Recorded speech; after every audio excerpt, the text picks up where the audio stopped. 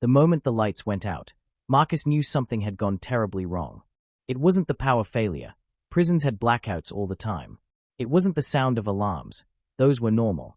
It was the silence that followed. A silence so complete it pressed on his chest like a weight.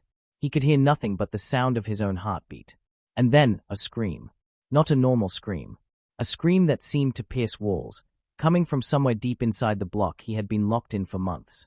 Marcus's eyes darted across the gray hallway. Shadows flickered as emergency lights blinked on and off. Something moved in the darkness. Not guards, not other inmates, something else. Something that should not have been there. He tried to move, but the floor beneath him shivered. Dust rained down from the ceiling.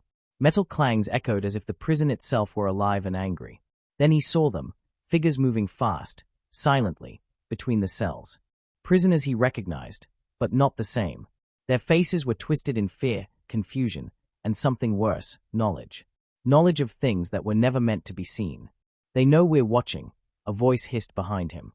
Marcus whipped around. It was Eric, his closest ally since the day they had arrived.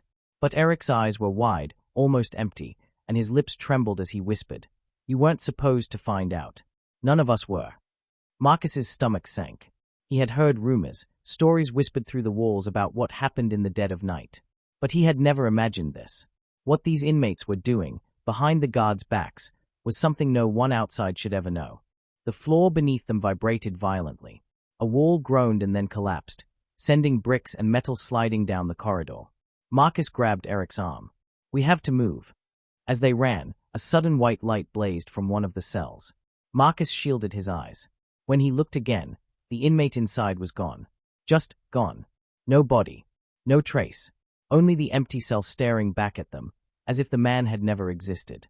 "Keep going," Eric shouted. "If they see you, they'll erase you."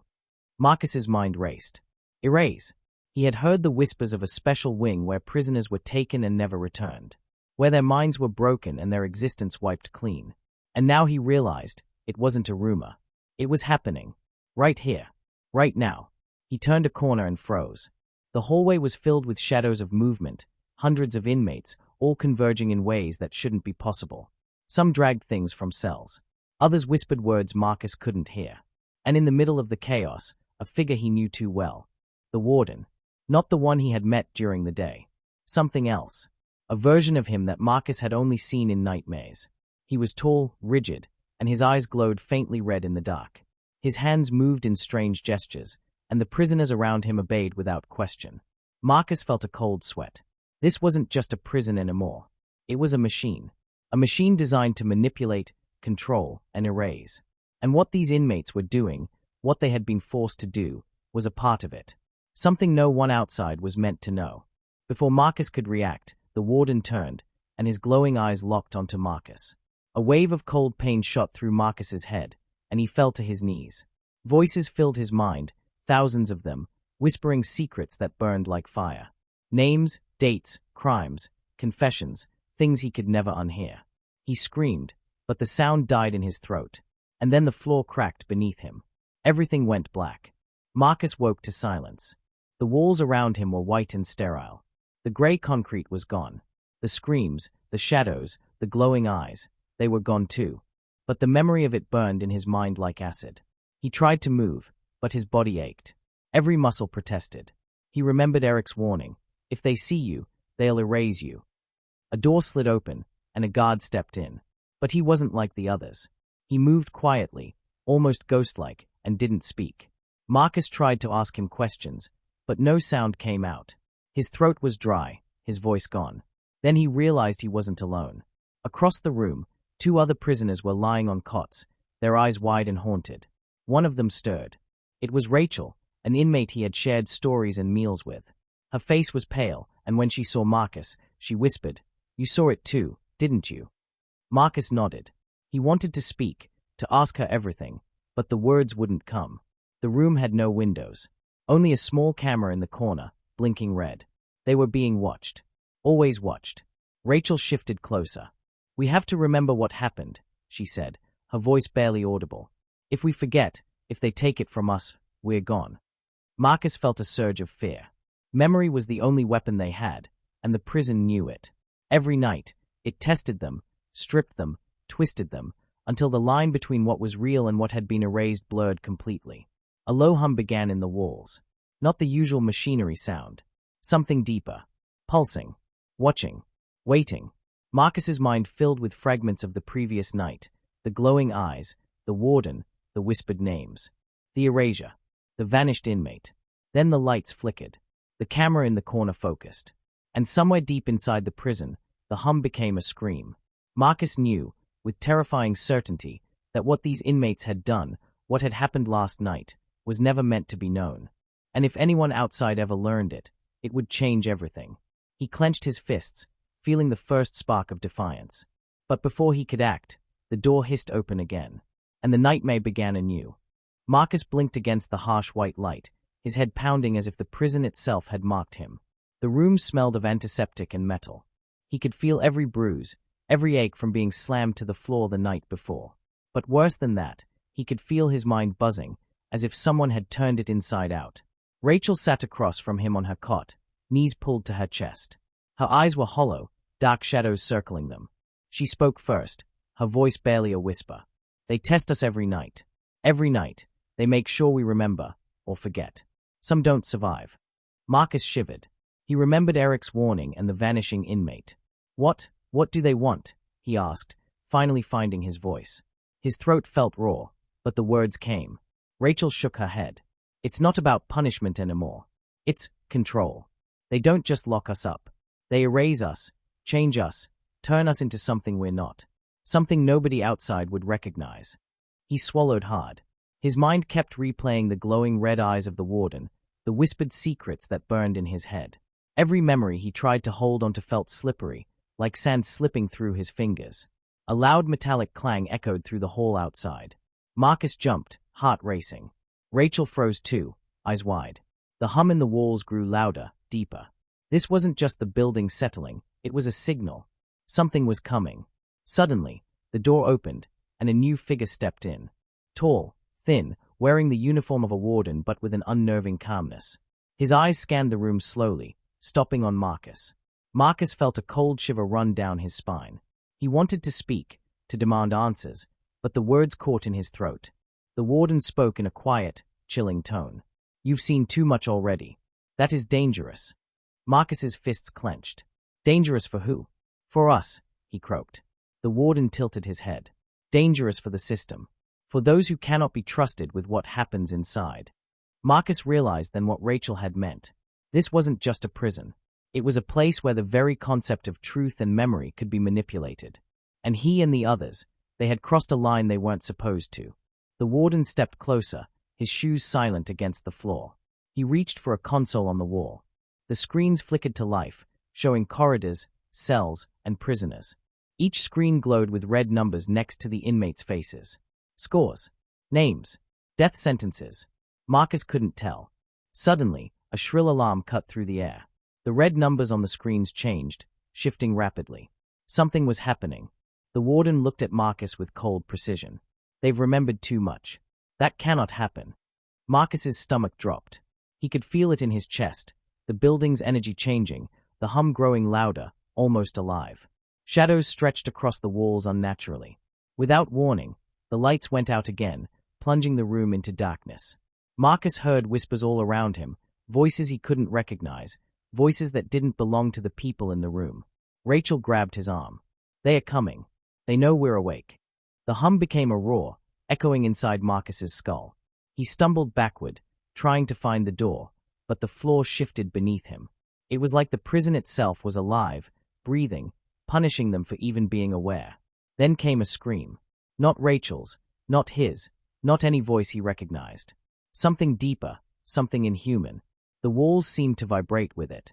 And before Marcus could react, a blinding light filled the room, and the floor beneath him cracked. He fell, tumbling into darkness, the roar of the hum and the inhuman scream merging into one terrifying sound. When he opened his eyes, he wasn't in the same room. The walls were unfamiliar, metallic, and tight. Pipes ran across the ceiling, dripping water. He tried to stand, but his legs felt like lead. And then he saw them, other inmates, their eyes wide, their bodies twisted in fear, dragging themselves along the walls. They whispered something Marcus couldn't understand, something forbidden. The realization hit him like a punch.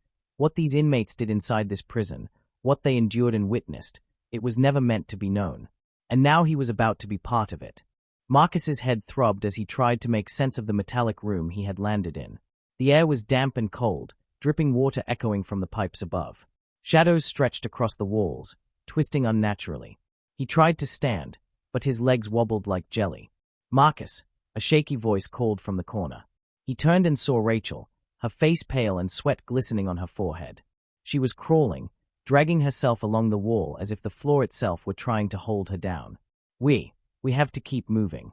They'll know if we stay." Marcus nodded, though his mind screamed with questions. Who were they? What were they doing to us? The sound of footsteps echoed down a narrow hallway beyond the pipes. Not guards. Not machines. Something else. Faster, lighter, almost gliding. Marcus felt his heart rate spike. He grabbed Rachel's hand and pulled her forward. As they crept down the corridor, Marcus noticed the walls were lined with doors, small rectangular openings barely big enough to see inside. Through one, he glimpsed a figure slumped over, shaking violently. Another inmate sat rigid, staring into nothing, eyes wide and unblinking. He could hear faint whispers from the rooms, fragmented words that didn't make sense, yet burned into his memory. They are not awake," Rachel whispered. "Not really. Something inside them is gone." Marcus swallowed hard. He remembered the vanished inmate from the first night. His stomach churned at the thought. The prison didn't just lock them up, it took pieces of them, bit by bit, until they were unrecognizable. A low hum began in the walls again, vibrating through the metal floors. Marcus pressed himself against the pipes, trying to calm his racing heart. The hum grew louder, and then came a sharp clicking noise, metal doors opening and closing all around them. "We have to split," Rachel said suddenly. "It's the only way. They'll only follow one of us if we make a diversion." Marcus hesitated.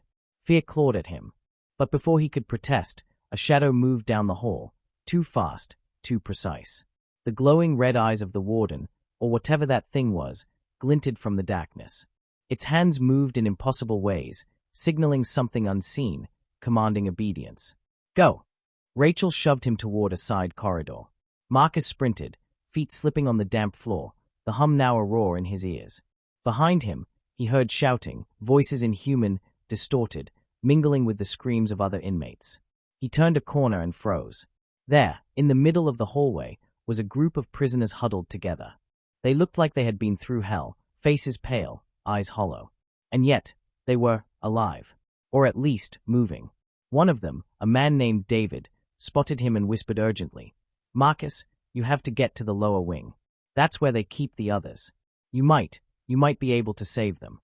Marcus's mind spun. Save them? How? He barely understood what was happening, what the prison was doing to these people. But the pleading in David's eyes left no choice. He ran again, following the faint light coming from the end of the corridor. Water dripped from the ceiling, and he could see the faint shimmer of electricity sparking across the walls. The hum had become deafening. It wasn't just sound, it was a force, pressing down on him, trying to crush his thoughts, erase his resolve. Suddenly, a panel in the wall slid open. A figure emerged, gliding across the floor silently. Marcus's blood ran cold. It was another prisoner, or was it? The eyes glowed faintly red, and when it moved, it didn't make a sound. He tried to back away, but the hallway ended. The figure advanced, slowly, deliberately. Marcus's chest tightened. Every instinct screamed at him to run, but there was nowhere to go. And then, just as the figure reached out a hand toward him, the floor beneath Marcus cracked. A deep, jagged line spread quickly, splitting the metal hallway in two. He stumbled backward, losing his balance. He grabbed onto the wall as the floor began to tilt, sending Rachel and David sliding out of sight down a steep, dark chute. Marcus's fingers slipped.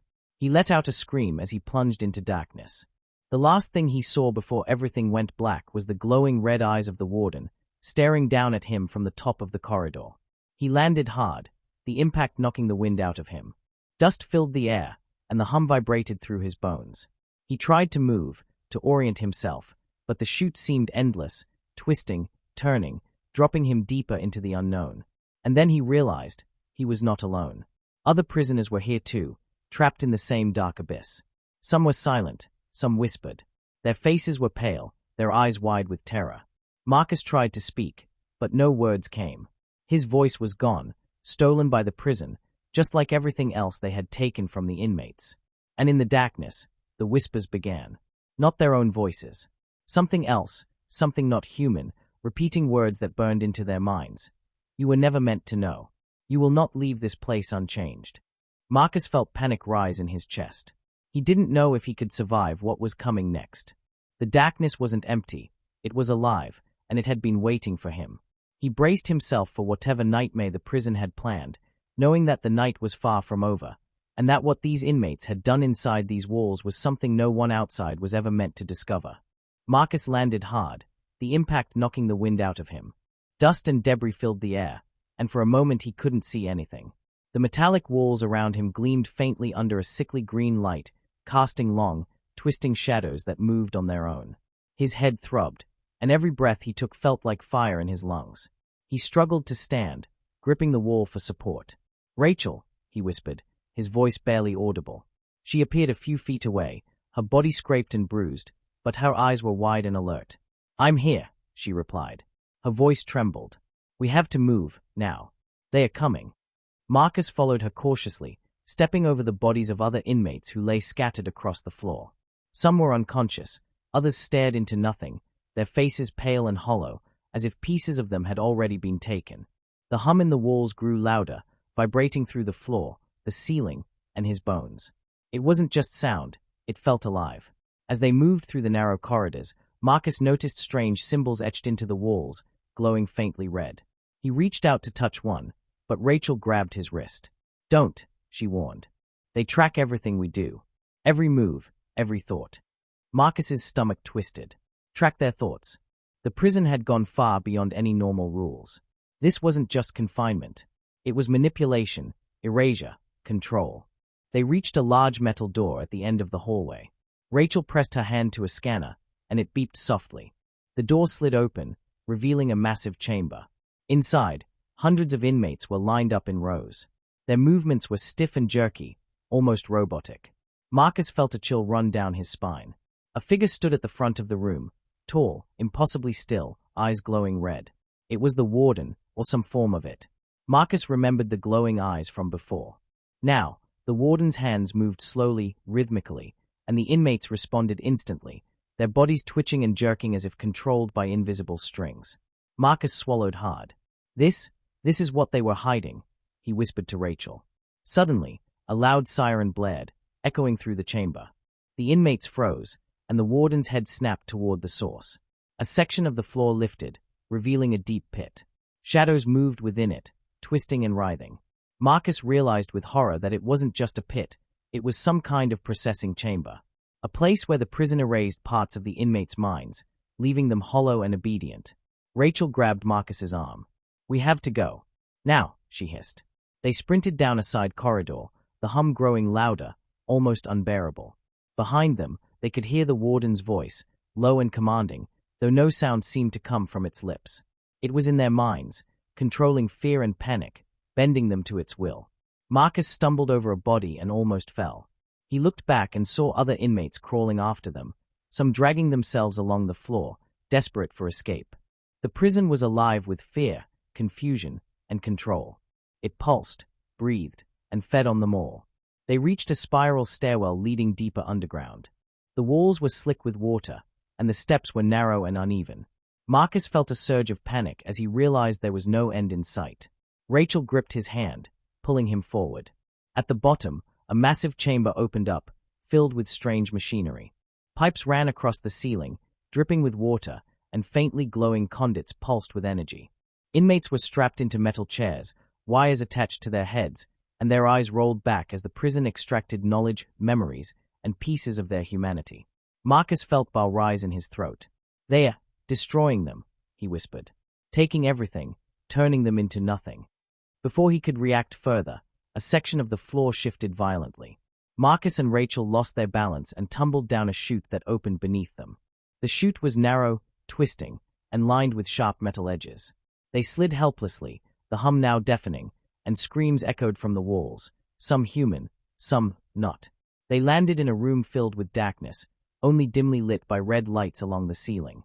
The inmates here were different. Some stared silently, some muttered incoherently, and others had markings glowing faintly on their skin. It was clear these were the ones who had been through the worst. Marcus's mind raced. The prison wasn't just a building. It was a machine designed to erase, control, and manipulate. The inmates who survived did so physically, but mentally, many were gone. Then he heard it, a low, inhuman growl. Shadows shifted across the walls, moving independently of the light. Marcus realized with terror that they weren't alone. Something else, something alive, was hunting them inside the prison. Rachel's grip tightened on his arm. "Brace yourself," she whispered. "This is only the beginning. What they are doing, what these inmates did, it was never meant to be known." As the shadows drew closer, the red glow of the warden's eyes appeared on the walls, watching, waiting, controlling. Marcus knew that the next moment would decide everything. And then the floor beneath them cracked violently, and they fell again, plunging into darkness, the screams and hum echoing around them like a living nightmare. Marcus hit the ground hard, the impact knocking the air from his lungs. The darkness pressed in on him from all sides, thick and suffocating. He groaned, trying to move, but the floor beneath him wasn't solid. It shifted, twisted like liquid metal. The hum of the prison vibrated through his bones, stronger than ever, almost alive, testing him, breaking him. He crawled forward, dragging Rachel with him. Her face was pale, streaked with dirt and sweat, her eyes wide with fear. "We have to keep going," she whispered. "We can't stop. If we do, they'll catch us." Marcus's head was pounding, every memory of the prison flashing in his mind. The glowing eyes of the warden, the vanished inmates, the rooms filled with machinery and metal chairs, places where men were stripped of their minds. He shivered. This was no ordinary prison. This was a place designed to erase, to rebuild, to destroy what made them human. They reached a corridor, narrower than the one above. The walls were lined with small cells, some open, some closed. Inside, inmates moved in jerky, unnatural motions. Some whispered in voices that didn't sound like their own. Others sat motionless, eyes glazed over. Marcus swallowed hard, realizing how much of them had already been taken. A sudden screech of metal echoed from behind. Marcus spun around. Shadows stretched along the walls, twisting unnaturally. A figure emerged from the darkness, the warden, or at least something that looked like it. Its eyes glowed red, and it moved with impossible speed, silent yet terrifying. Marcus felt a wave of panic. "Run!" Rachel screamed. They bolted down the corridor, their footsteps echoing against the metal walls. The hum grew louder, almost deafening. It was like the prison itself was alive, pulsating, feeding on their fear. As they ran, they passed a room where inmates were strapped to chairs, wires connected to their heads. The machines hummed, pulsing with energy. Marcus froze, staring at a man whose face twisted in pain. Memories, thoughts, even identity, it all seemed to be pulled from him, leaving only a shell behind. Rachel grabbed his arm. "Don't look. Keep moving," she urged. They turned a corner and entered a chamber filled with pipes and glowing conduits. Water dripped from the ceiling, and the floor was slick. Marcus slipped, catching himself just in time. A shadow moved across the room, larger than any human, its form shifting, almost alive. It let out a low growl that rattled the walls. Marcus's stomach churned. "What is that?" he whispered. Rachel shook her head. "Something the prison uses, to control us, to break us. It's part of what these inmates went through, part of why they came out broken." Before Marcus could respond, the floor trembled violently. Metal plates shifted, creating a gap that threatened to swallow them. Marcus grabbed Rachel's hand, pulling her back, but the floor beneath her gave way. She fell, screaming, into the darkness below. Marcus's heart pounded. "Rachel," he yelled, reaching for her, but the gap closed before he could touch her. The hum in the walls intensified, almost mocking him. He felt a surge of helplessness, the prison testing his mind, erasing his hope. He stumbled forward, trying to find another path. The walls seemed to close in, the shadows stretching, moving independently of the light. Whispers filled the air, voices of inmates past and present, warning him, taunting him, erasing his sense of reality. Suddenly, a door at the end of the corridor slid open. Light spilled out, blinding him. He shielded his eyes and stepped forward cautiously. Inside was a massive room, filled with machinery, wires, and glowing screens.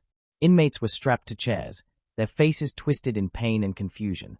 The machines pulsed, extracting something invisible, something vital. Marcus realized with horror, this was the heart of the prison, the place where minds were broken, where identities were erased. He shuddered. The stories he had heard, the warnings from other inmates, they were true. And now he was here, on the edge of understanding what the prison had done to so many before him. A sudden movement caught his eye. An inmate, one of the few who still seemed conscious, raised his head and whispered, You shouldn't be here. They'll know." The hum rose to a deafening roar. Lights flickered and went out, plunging the room into darkness. Marcus felt a force pushing against him, something cold, something alive. The last thing he saw before everything went black was the glowing red eyes of the warden, staring down at him, knowing, waiting. And then the floor beneath him cracked, and he was falling once again, deeper into the unknown, the screams, whispers, and hum merging into one terrifying sound. Marcus hit the ground with a heavy thud, the impact knocking the air from his lungs. Darkness surrounded him, thick and suffocating, but the faint glow of red lights pulsed from the walls, illuminating jagged metal surfaces. The hum of the prison vibrated in his chest, louder than ever, like it was alive and watching him. He tried to stand, but his legs shook violently. Rachel was beside him, her face bruised, her eyes wide with fear. "We can't stay here," she whispered. "They'll find us if we don't keep moving." Marcus nodded, forcing himself to his feet. His head throbbed, every memory of the prison flashing in his mind. The vanished inmates, the glowing red eyes of the warden, the rooms filled with strange machinery extracting pieces of minds. He swallowed hard, his stomach twisting with dread. This wasn't a prison. It was a nightmare made real. They crept forward through a narrow corridor, walls slick with moisture. The hum grew louder, vibrating the metal floors and ceilings. Whispers echoed around them, snippets of words that didn't make sense but carried urgency, fear, and warning. "They are watching," Rachel said.